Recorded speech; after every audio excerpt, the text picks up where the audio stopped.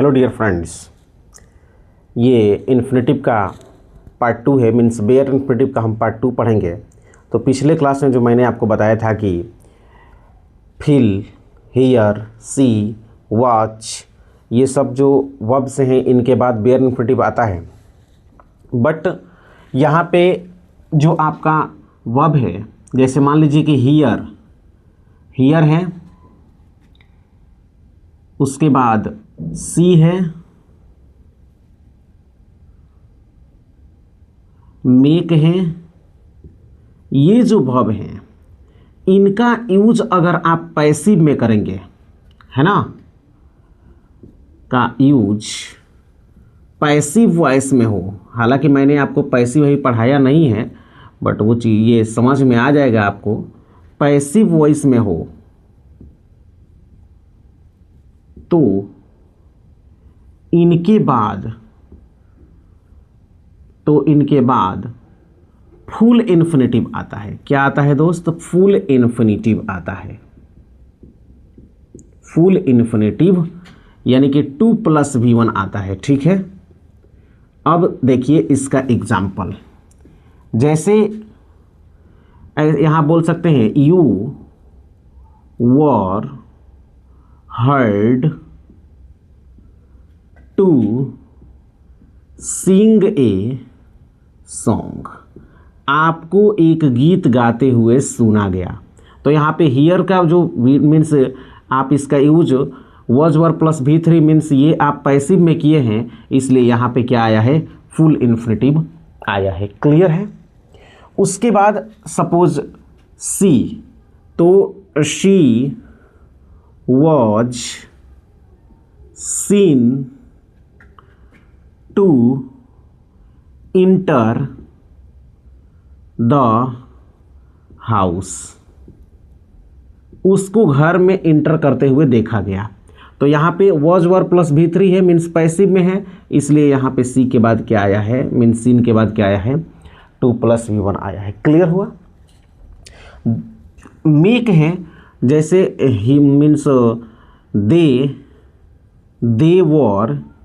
They were made to laugh. उन लोगों को हंसाया गया। They were made to laugh means उन लोगों को हंसाया गया। तो यहाँ पे आप देखें हियर, सी और मेड, इनका यूज पैसिव वॉइस में हुआ है, इसलिए इनके बाद फुल इन्फिनेटिव का यूज किया गया है। क्लियर? आइए दूसरा रूल इसका देखते हैं। अब है कि मीन्स सेंटेंस है had better, would better, had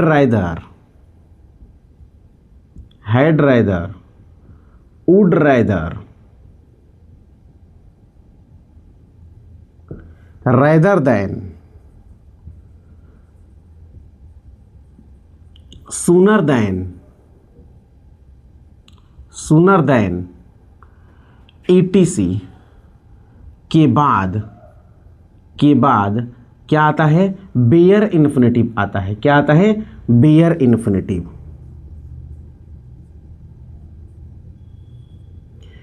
bear infinitive आता है। अब इसके एग्जाम्पल्स पर ध्यान देंगे आप। जैसे I would sooner die than cheat my mother. बहुत ही बेहतरीन सेंटेंस है ये। I would sooner die than cheat my mother. मैं अपने माँ को ठगने से पहले ही या धोखा देने से पहले ही मर जाऊंगा। ठीक, उसके बाद से आप इसमें बहुत से sentence, you had better stay there. तुम्हारे लिए अच्छा होता वहीं पे रुक जाना। तो सेंटेंस में कहीं भी had better, would better, had rather, would rather, rather than, sooner than, इस तरह का अगर कोई एक्सप्रेशन रहेगा तो इनके बाद हमेशा डायरेक्ट आपका V1 फॉर्म आता है, मीन्स बेयर इन्फिनेटिव आता है। ये बात आप हमेशा याद रखेंगे। दूसरा चीज़, अब है एक बट, मीन्स बट के साथ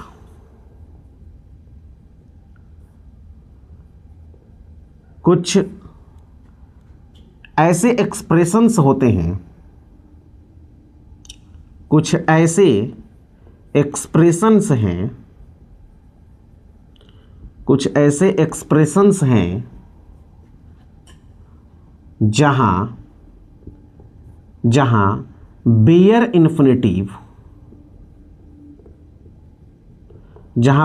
इन्फिनेटिव आता है।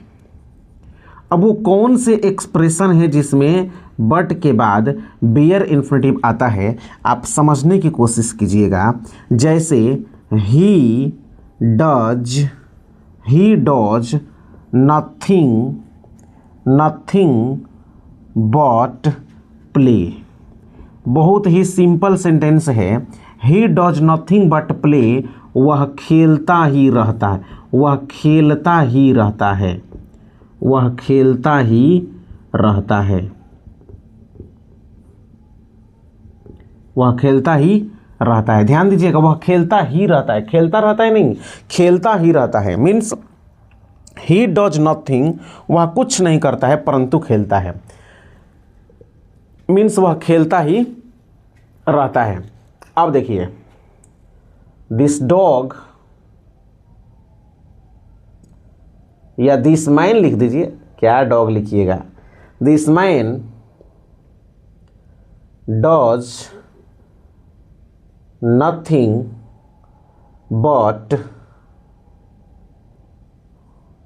बट आप कुछ भी लिखिए, यहाँ पे कोई भी वर्ब लिखिए। This man does nothing but eat लिख दीजिए, मीन्स वह खाता ही रहता है, ऐसे हो जाएगा। अब देखिए, अब इसमें कुछ और भी मीन्स सेंटेंस मैं लिख रहा हूँ। जैसे अब लिख रहा है दिस डॉग वाला, दिस डॉग डज एवरीथिंग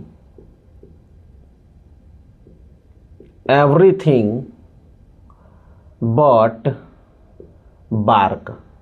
अब यहाँ पे थोड़ा एक्सप्रेशन चेंज होगा, मीन्स बट के बाद जो वर्ब आया है वो बेयर इन्फिनेटिव ही है, बट यहाँ पे इसका मीनिंग मैं आपको हिंदी मीनिंग समझाने के लिए ऐसे वो सेंटेंस लिखा। यहाँ पे है कि this man does nothing but eat, यानी कि यह आदमी कुछ नहीं करता है बट खाता है, मीन्स खाता ही रहता है। यहाँ पे वह खेलता ही रहता है। यहाँ पे है this dog does everything but bark, यानी कि इसका मतलब हुआ वह कुत्ता यह कुत्ता भौंकने के अलावा, यह कुत्ता भौंकने के अलावा सब कुछ करता है, सब कुछ करता है। यहाँ एक्सप्रेशन समझ में आया आपको? तो इससे आपका थोड़ा सा मीन्स कॉम्प्रिहेंशन जो है थोड़ा आपका मजबूत होगा, सेंटेंस को कॉम्प्रिहेंस करने की कैपेसिटी आपके अंदर डेवलप होगी अगर इस तरह के सेंटेंस को आप ध्यान देते हैं तो। ठीक है, उसके बाद देखिए, अब इसमें अगर आपको समझ में नहीं आता है, आप सीधा बोलिएगा कि जैसे यहाँ पे नथिंग बट के बाद, ऐसे भी आप बोल सकते हैं दूसरे वर्ड्स में कि नथिंग बट के बाद, नथिंग बट के बाद बेयर इन्फिनेटिव आता है। क्या आता है? Bare infinitive. नथिंग बट या एवरीथिंग बट, यहाँ पे नथिंग के जगह पर आप एवरीथिंग भी लिख सकते हैं, एवरीथिंग। तो नथिंग बट या एवरीथिंग बट के बाद क्या आता है? बेयर इन्फिनेटिव आता है, बेयर इन्फिनेटिव आता है। तो ये आपका कॉन्सेप्ट आई थिंक ये क्लियर हो गया होगा। ठीक, अब आते हैं हेल्प के साथ। हेल्प ये एक न्यू कॉन्सेप्ट होगा, एग्जामिनेशन में इसमें से बहुत मीन्स कम पूछा जाता है इससे, हेल्प से रिलेटेड। क्यों? क्योंकि हेल्प एक ऐसा वर्ब है, हेल्प एक ऐसा वर्ब है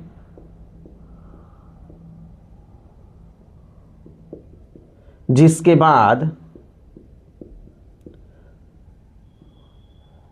बाद फुल इन्फिनेटिव